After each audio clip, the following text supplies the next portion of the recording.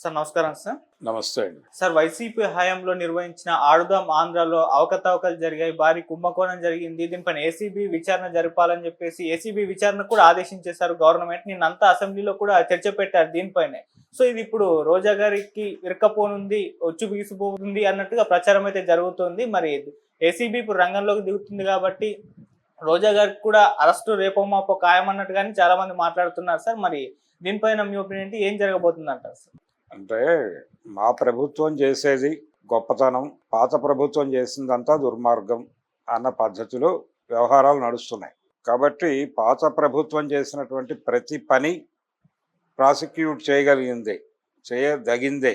కాబట్టి ప్రతి నిర్ణయం మీద డిబేట్ పెట్టచ్చు, ప్రతి నిర్ణయాన్ని తప్పుపట్టచ్చు, ప్రతి నిర్ణయం మీద కేసు పెట్టచ్చు, ప్రతి నిర్ణయం తీసుకున్నటువంటి ఆ కన్సర్న్ మినిస్టర్ని జైల్లో వేయచ్చు. ఎంత మాత్రము తప్పు కాదు. రేపు పొద్దున మేము అధికారంలోకి రామా, వస్తే మేము పెట్టమా కేసులు అని జగన్మోహన్ రెడ్డి గారు అంటారు. ఇప్పుడు ఆడదామాంధ్ర అనేది ఆవిడ క్రీడా శాఖ మంత్రిగా ఉన్నారు కాబట్టి ఆవిడ మీద కేసు పెట్టి లోపలేసేస్తే తప్పేం లేదు, దానిలో తప్పు ఉందని నేను అనుకోవడం లేదు. ఇదే ప్రజాస్వామ్యం అన్నట్టుగా నడుస్తోంది ఆంధ్రప్రదేశ్లో పరిస్థితి. కాబట్టి ఇంకొక నిర్ణయం, ఇంకేదో నిర్ణయం. ఇప్పుడు ఆల్రెడీ విజయసాయి రెడ్డి ఒక గొడవలో ఉన్నాడు. వైసీపీ టైంలో అక్కడ ఒక ఫార్మా దీనికి సంబంధించినటువంటి ఎపిసోడ్లో ఒక గొడవలో ఆయన్ని ఇరికించారు. ఇప్పుడు సరే ఆయన్ని కూడా లోపలేసారు అనుకుందాం. ఇలాంటి నిర్ణయాలు రోజుకో నిర్ణయం తీసుకుంటుంది కదా ప్రభుత్వం. ఆ తీసుకున్న ప్రతి నిర్ణయానికి ఎవరో ఒకళ్ళు బాధ్యులు ఉంటారు కదా. ఆ బాధ్యులందరినీ లోపలేసే దలుచుకుంటే నా సజెషన్ ఏంటంటే ఆంధ్రప్రదేశ్ గవర్నమెంట్కి మీరు విడిగా ఒక జైలు కట్టేయండి, వైసీపీ జైలు అనేసి కట్టేసి వాళ్ళందరినీ తీసుకెళ్ళి లోపల పెట్టి, ముందే లోపల పెట్టి తర్వాత కేసులు పెట్టండి, తప్పేం లేదు. తొందర పడరు, అడగరు కూడా. ఎందుకంటే ఇది ఆచారంగా మారింది.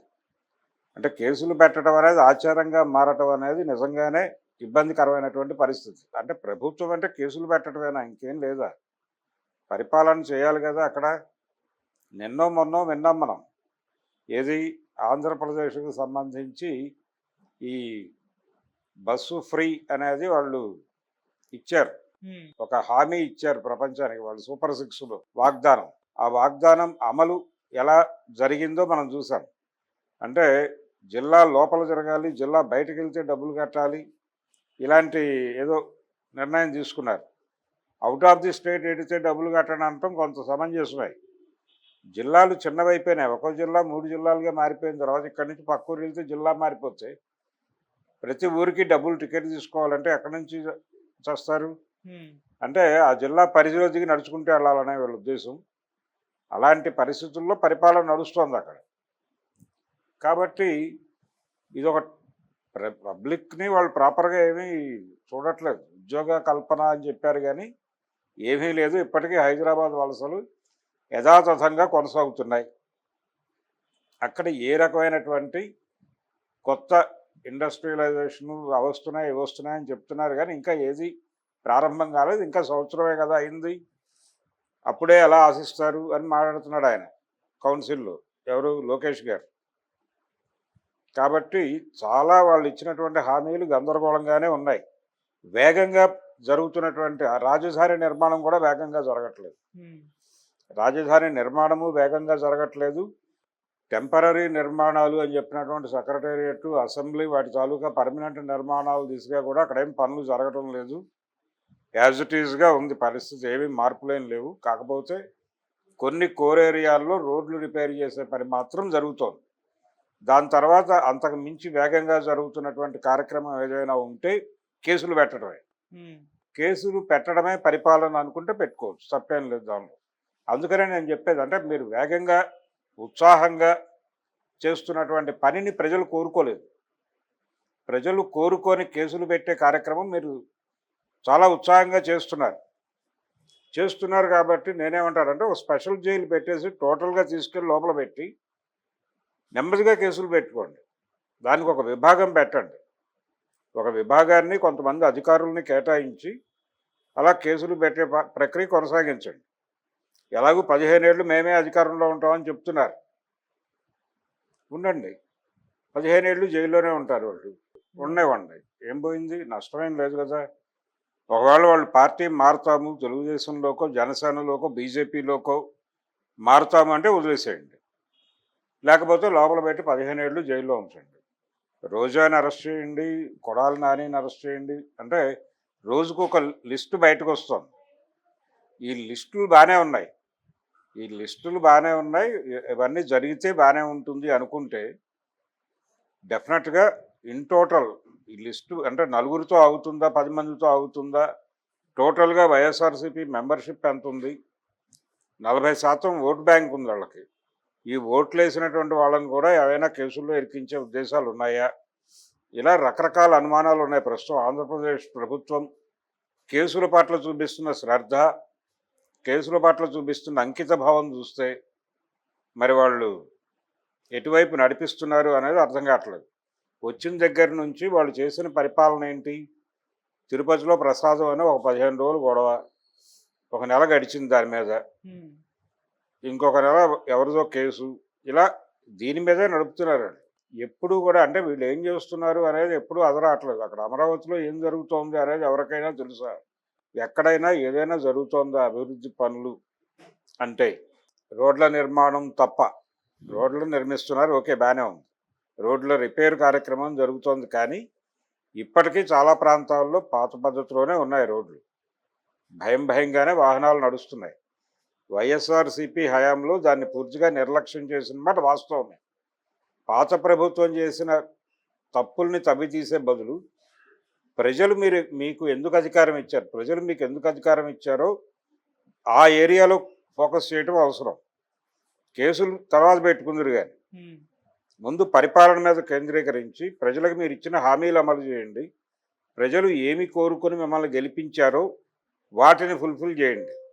డోర్ టు డోర్ క్యాంపెయిన్ కనుక వైసీపీ చేస్తే, ఏమమ్మా మీకు ప్రభుత్వం ఇంత చెప్పింది, ఈ సంవత్సరం కాలంలో మీకు ఏం అందింది, ఏ ప్రయోజనాలు పొందారు, మీరేం ఫీల్ అవుతున్నారు అని డోర్ టు డోర్ క్యాంపెయిన్ చేస్తే సీరియస్గా కూటమి ప్రభుత్వం వైపు నిలబడే ప్రజలు ఎంతమంది తేలుతారు?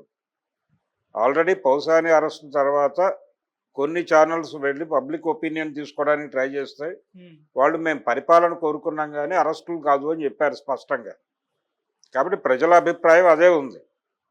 దాని మీద ఫోకస్ చేయడం బెటర్. జగన్మోహన్ రెడ్డి సీరియస్ క్రిటిసిజంలోకి రావట్లేదు, అంటే ప్రోగ్రాంలోకి రావట్లేదు. ఆయన ప్రోగ్రాంలోకి వచ్చుంటే ఈ పాటికి కౌంటర్ అరెస్టులకి ఒక రంగం సిద్ధం చేసి ఉండాలి. అది జరగట్లేదు. అంటే ఆయనకేదో మొహమాటం ఉంది. ఈ కూటమి ప్రభుత్వంలో బీజేపీ ఇన్వాల్వ్ అయింది కాబట్టి మనం ఇప్పుడు కూటమి ప్రభుత్వం మీద యుద్ధం ప్రకటించడం, బీజేపీ హర్ట్ అయితే నా పరిస్థితి ఏమిటి అనేది ఏదో డోలాయమాన స్థితిలో ఉన్నట్టున్నాడు ఆయన. అందుకని కాన్షియస్ మూమెంట్స్ ఏవి బిల్డ్ చేయట్లా. ప్రజలు వాళ్ళంతటి వాళ్ళు తిరిగి తన అధికారంలోకి తెస్తారేమో అనేటువంటి ఒక అభిప్రాయంతో ఉన్నాడు ఆయన. అలా కుదరదు. మీరు రోడ్డు మీదకి వచ్చి యుద్ధం చేయాలి. చేస్తే తప్ప వీళ్ళాగరు. అలాగే ప్రజలు మీ వెనకాల నిలబడరు. ప్రజలు మీతో నడవాలంటే ప్రజలు ఆల్రెడీ సఫర్ అవుతున్నారు. వ్యతిరేకత మొదలైంది. ఆ మొదలైనటువంటి వ్యతిరేకతని ఛానలైజ్ చేయడం కోసం మీరు ప్రజల్ని కలవండి. వెళ్ళి ప్రజల్ని కలిసి రోజు ఒక వీధో లేకపోతే ఒక పేటో అనుకుని ఆ పేటలో అందరినీ సమావేశపరిచి ఒక కార్యక్రమం మొదలుపెట్టండి. Review programme. ఈ 10 నెలల పాలనలో వాళ్ళు చేసింది ఏమిటి, మీరు ఏమనుకున్నారు, ఏం జరిగింది, ఎంతవరకు జరిగింది, పాజిటివ్ నెగిటివ్ రెండూ ప్రజల నుంచి తెలుసుకోండి. ప్రపంచానికి చెప్పండి, ఇదిగో మా ఏరియాలో ఈ పనులు చేస్తారని మేము అధికారం ఇచ్చాం, ఈ ఎమ్మెల్యేని గెలిపించాం. నియోజకవర్గం వారీ చేయండి. ఈ ఎమ్మెల్యేని మేము ఎందుకు గెలిపించాం, ఆ పనులు ఇప్పటిదాకా మొదలు కాలేదు, భవిష్యత్తులో అవుతాయని నమ్మకం లేదు, ఇప్పటికే చాలా చేసేసాడు, ఇంకా ఎన్ని చేస్తాడో, ఇలా ఏదో ఒక ఒపీనియన్ చెప్తారు కదా ప్రజలు.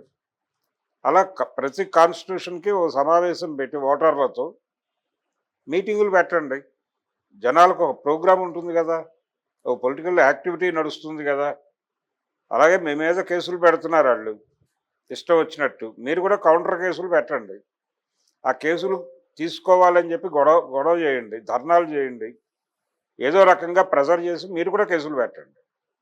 కేసులు పెడితే అప్పుడు ఈ కేసుల వరద ఆగుతుంది కనీసం. అది చేయట్లా ఆయన. అది చేయటం లేదు, డెమోక్రటిక్గా ఆయన చేయాల్సిన ఫైటు చేయటం లేదు. ఏదో ఒక నిష్క్రియాపరత్వంలో దానంతట అదే అధికారం మన ఊళ్ళో వాళ్తుంది అనేటువంటి ఒక ఫాల్స్ ఇమేజ్లో ఎక్కడో జగన్మోహన్ రెడ్డి ఫిక్స్ అయినట్టుగా అనిపిస్తోంది. దాన్ని వీళ్ళు సావకాశంగా తీసుకుని వీళ్ళ పద్ధతిలో వీళ్ళు రెచ్చిపోతున్నారు. అందుకని తెలుగుదేశం చేస్తున్నది పూర్తి అన్డెమోక్రటిక్ పద్ధతి. అంటే కేసులు పెట్టుకుంటూ పోతే 100 దొరుకుతాయి. ప్రతి డిపార్ట్మెంట్లోనూ ప్రతి శాఖలోనూ ఏదో కేసు పెట్టుకోవచ్చు. ఒక కేసు పట్టుకుని ఆ మంత్రి గారిని లోపల పడేస్తే పాత రోజుల్లో అంటే జనతా పార్టీ గెలిచినప్పుడు ఓ పత్రిక వాళ్ళు ఇలా హెడ్డింగ్ పెట్టారు, ఒక్కసారి మంత్రి చెయ్యి గణనాథ. అంటే మంత్రులందరూ ఓడిపోయారు. ఇందిరాగాంధీ గారి క్యాబినెట్లో కొత్తగా మంత్రులు అయిన వాళ్ళందరూ ఓడిపోయారు. ఒక్కసారి మంత్రి చెయ్యి గణనాథ, నువ్వు ఓడకుంటే ఒట్టుపెట్టు గణనాథ. ఇప్పుడు పరిస్థితి ఎలా జారిందంటే ఒక్కసారి మంత్రి చెయ్యి గణనాథ, నువ్వు జైలుకు వెళ్లకుంటే ఒట్టుపెట్టు గణనాథ అన్నట్టు తయారు చేస్తున్నారు. ఇది మంచి సాంప్రదాయం అయితే కాదు.